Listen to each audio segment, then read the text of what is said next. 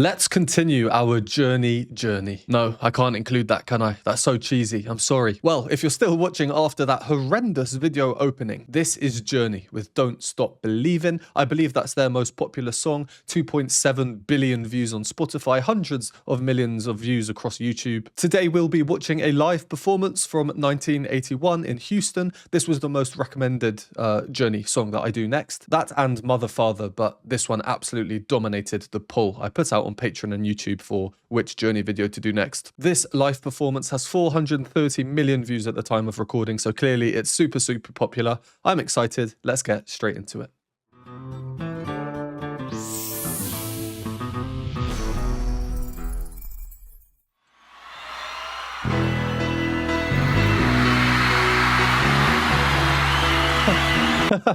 Sorry, I'll start again. I thought that this was the whole crowd, and I was thinking, oh, that's quite small. It looks like a school stage or something. I didn't see the people at the bottom, but when everyone starts cheering, I can see their hands move. All right, that makes more sense.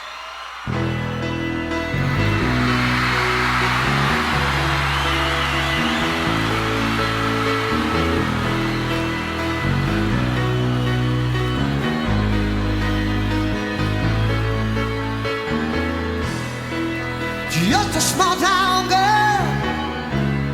living in a lonely world. She took the midnight train going anywhere. Just a city boy, born and raised right here in Houston. He took the midnight train going anywhere. Neil.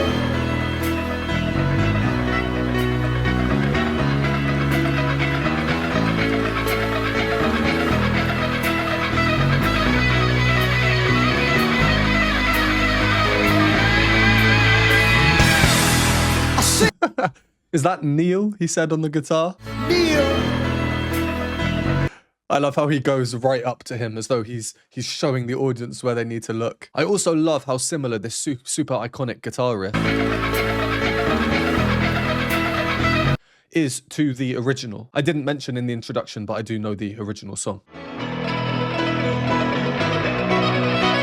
Really accurate and similar. In this live performance, the higher notes are a tiny bit sharper, a tiny bit less perfect, a bit more authentic. Another thing I love about live performances of any kind, whether it be a music performance or comedy or theatre, when the performance references the town they're in and the crowd just goes crazy. Born and raised right here in Houston. He took the midnight train. I find it very funny. And when we heard this line before, way yeah, I never noticed that in the studio version. Does he do it in that as well? No, but this is one of those little affectations done in a live performance that just gives it a bit more character. This is one of those songs that you hear and you just feel like you came out of the womb knowing it. It's rare for a song to have that quality, you know, a true classic. I say this because I actually remember discovering this song. It was maybe a little bit embarrassing. I don't know. The show that it was from is very hit or miss with people. I know that. But it was from Glee when I watched it in about 2010. It became such a massive TV show, and this song, Don't Stop Believin, kind of became its theme song in a way. On that note, I have actually decided to watch the official studio version of Don't Stop Believin after I do this reaction. Kind of as like a smaller reaction, and I'll also be reacting to the Glee version because that's just triggered a memory in me, very nostalgic, and I've not seen that in years and years.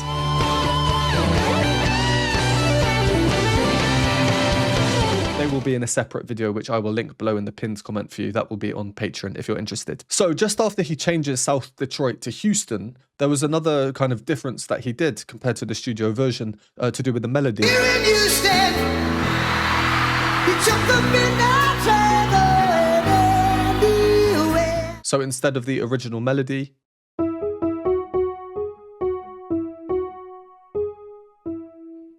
this time round, in the live version, we get... And this jump that leads into this really smooth falling scale. It emphasizes the lows and in turn exaggerates the highs. This new high that he went to, which is just insanely high. For reference, the note below it, this one is what I call the wow operatic tenor moment. And of course, these highs are probably the most unique thing about the voice. Yep, I'm referring to Steve Perry when I say the voice. Loads of you commented in my previous video that that is his nickname, so I'm going to use it. That was faithfully my first Journey video. If you want to check that one out, I'll leave that linked below as well. So whilst we get this melodic adjustment to get this falling scale,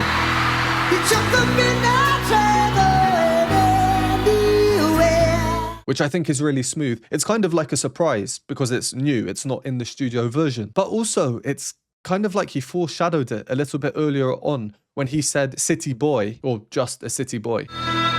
Just a city boy. Again, the melody is changed. Now he's changed it to a falling scale down. So who knows, maybe Steve Perry just felt like moving down a bit more in this performance to smooth out the melody in places. Let's carry on to see if this trend continues. A singer in a smoky room. Smell the wine and cheap perfume. For a smile they can share the night. It goes on and on and on. Come on! Strangers waiting. Looking down the bar, their shadows searching in the night. Street lights, people.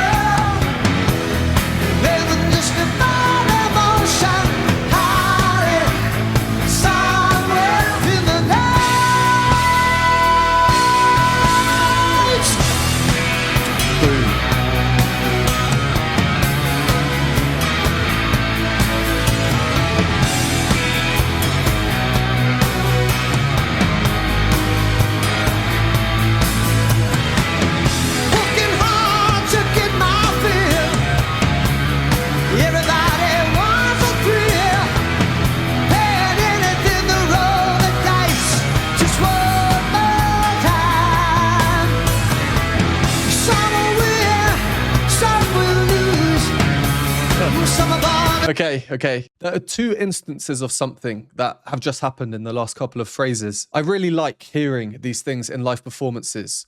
Actually, I'll come back to them in a second. There are a few other things I might as well point out now. One is the weak beat synth chord entries, dum cha. Have a listen out for them.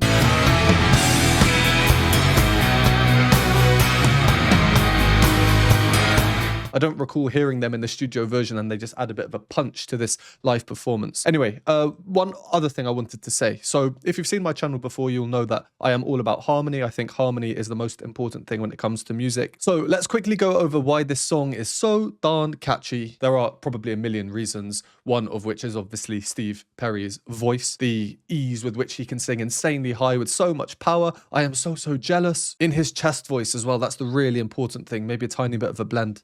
Such a unique voice. But from a harmony perspective, let's quickly go over the chords. So these are the chords. This is the melody. Lonely world. Like that. So the chords, they're kind of repetitive. That's the first line. And then the second line is the same. There's just one change on this chord here, which is like a chromatic move up. All the notes just slide up by one, which is quite nice. Then we get the chorus, and it's just repeating two chords until the last line. I'll show you the bit I mean.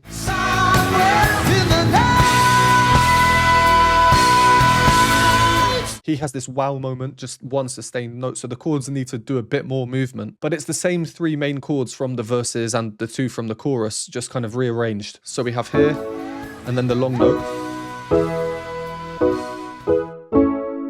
So overall, there are just three chords pretty much used throughout the whole song, with the occasional other chord slipped in, but that just happens a couple of times. You might have noticed that of all these chords that we get repeated, the two that are slipped in occasionally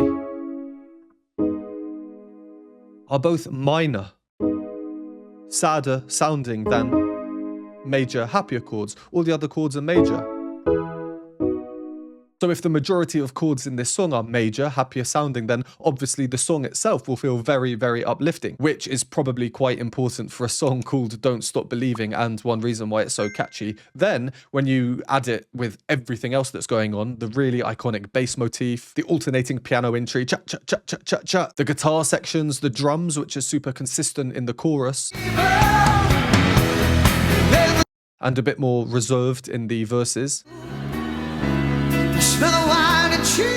And then, of course, you add in Steve Perry, the voice, we just get this huge sound that has this je ne sais quoi to it that is what makes it so catchy and so loved by so many people. On and on and on, come on. Strangers, I wish I could hear the crowd singing, waiting. just to see how loud it would be. I bet the sound would be absolutely electric. If you enjoy these videos, please consider supporting me. You can buy me a coffee or hot chocolate, join our Patreon for loads of additional content that's not available on YouTube, or become a YouTube member for these groovy emojis and membership badges. All options are linked below, and a special thanks to everyone on the screen. Back to the video.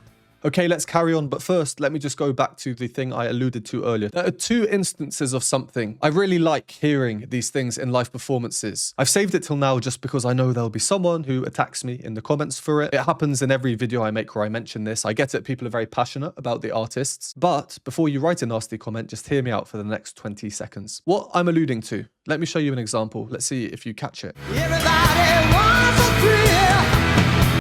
Did you catch it?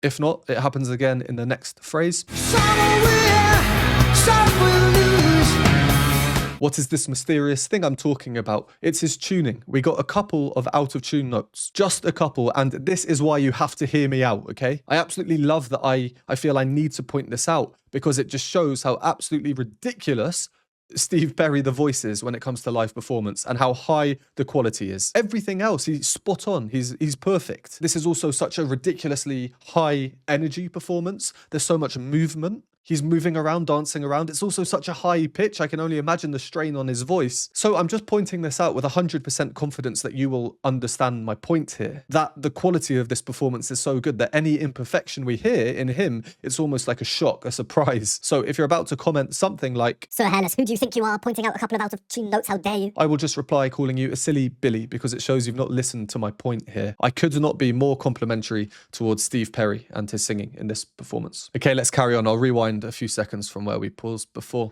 Some will win, some will lose.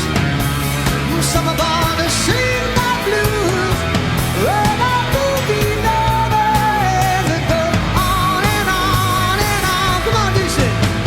Strangers waiting, whooping all above their shadows, searching in the night.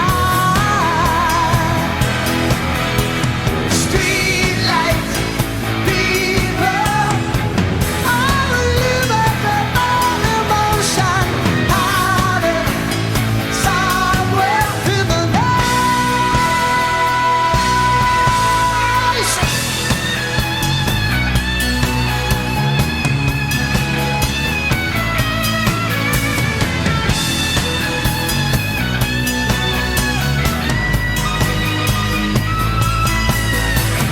Don't stop. That guitar part was amazing. I'm listening again.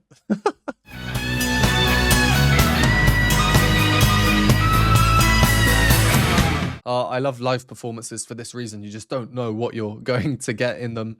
The performers maybe don't even know until they just do it at the time. You know, sometimes you just have a wave of inspiration. Like another adjustment Steve did in his melody. Let me go back and find it. Cha cha cha jump. This rhythmic adjustment that he's making is centered around the idea of the hemiola. A hemiola is basically where you have these beats 1, 2, 3, 4, and in the space of 2 beats, you now have 3. 1, 2, 3, 1, 2, 3. A very subtle way to just change around the rhythms a little bit and again give some more energy to the already very energetic song. His singing style as well, I realized the more I listen how important his choice of when he uses vibrato, the little wobbles, or straight tone singing is on the sound. In this hemiola bit, it's mostly straight tone, especially on the higher notes. and then the on and on and on, the vibrato starts to come through. On and on and on. Come on, dude. Which creates, I don't know, kind of a more forward sound in him. I really like his voice. I think a lot of people do. That's why they call him the voice. But my predilection is definitely towards the straight tone singing. I'm going to listen to that phrase just again because I really like it. I feel I missed out on the vest memo. I should have done this video with my arms out. Okay, I've been wondering how they're going to finish this song. In the studio version, it just repeats the chorus and fades out. I feel that was, you know, very in at the time. This video is 4 minutes 11. The studio video is 4 minutes 8. But interestingly, this performance they're doing is a little bit quicker than the studio version.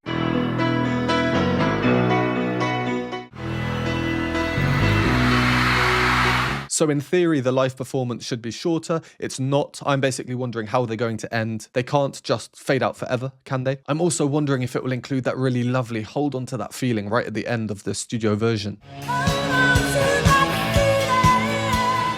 Let's finish up and find out. Don't stop believing.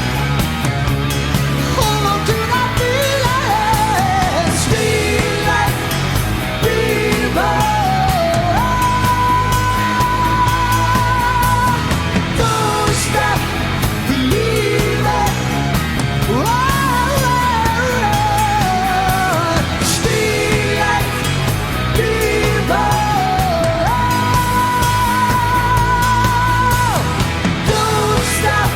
Sorry, his voice, like singing like that, it's making my throat dry. It's almost hurting my throat just watching him. Incredible. Hold